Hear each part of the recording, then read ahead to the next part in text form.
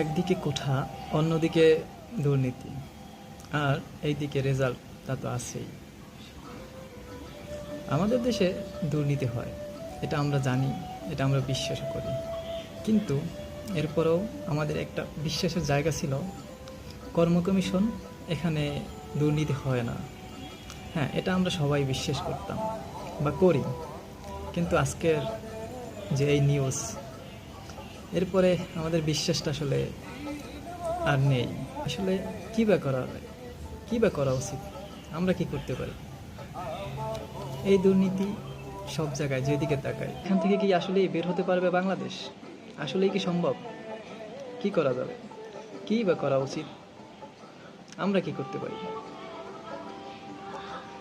অনেক কোশ্চেন, উত্তর জানা নেই। আদৌ জানা যাবে কিনা তাও জানা নেই।